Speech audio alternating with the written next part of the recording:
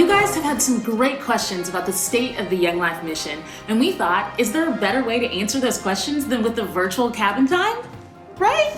Hey everybody, hi! Yeah! Okay, you guys are experts. You know the cabin time rules. Remember, be kind. What's said in cabin time stays in cab, well, maybe not here, and only talk when you have the talking object. We can use, this works great. Okay, first question. Jessica, you're a Young Life Area Director in California. How has the Young Life staff role changed? How are you adapting? I can answer that and say that the everyday tasks of my life have changed. So in-person meetings have now become Zoom calls.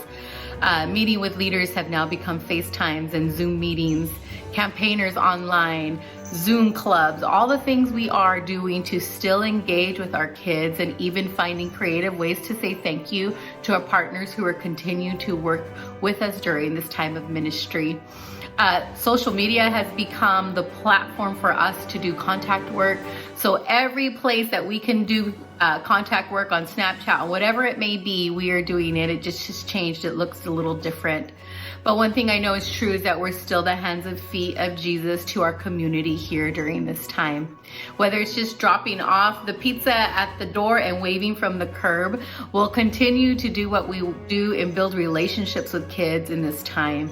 And so I hope this really helped you and understand the day in the life of what I am doing to continue to build relationship with kids and our partners in this ministry. Thanks, Jessica. Brooke, you're Young Life's Senior Vice President of Europe. Tell us how Young Life International has been adapting.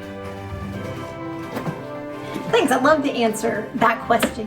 One of the ways that we're adapting is to leverage technology to do what we've always done, but also ask the question, what's possible now that wasn't possible before? We've seen countless creative examples of contact work, from online cooking classes to sports training, quiz nights for the whole family, virtual clubs that for the first time ever allow students all over a country to meet and participate together. Reports that campaigner groups are growing, not just in number, but in frequency, as students are seeking answers to deeper questions of life and faith. And I have to say, it's been a genuine joy to watch Young Life leaders do what they are uniquely poised to do, regardless of the circumstance, to continue to build bridges of friendship and share the hope of Jesus with students all over the world. Thanks, Brooke. Chad, hey, you're Young Life's Senior Vice President of Camping. Can you talk to us about what camping will look like today and moving forward? I'd love to answer that question. Since we're not able to host a nationally managed summer camping program, we're asking that areas and regions work directly with the Young Life camps that'll be open. And when that's not an option, to work on an alternative in their local community. Both of those scenarios will be determined by 3 factors. 1, that there are no travel restrictions in your state or your destination. 2, that we adhere to the group size limits set by our local authorities. And 3, that we can ensure the health and safety of our kids set by Young Life and our state guidance. Thanks, Chad. Michael, you're our incoming Board of Trustees Chairman, and you spent some time as our financial chair. Hey, would you give us your perspective on the future financial health of the mission?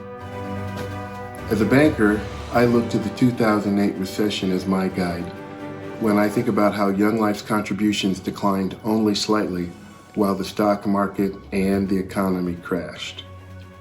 The Lord was faithful, and Young Life rallied together, and we will come through this like we did back then.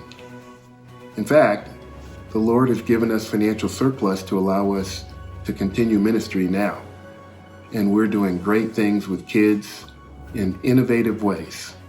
Kids are still hearing the gospel of Jesus Christ, and we're keeping in touch with our donors.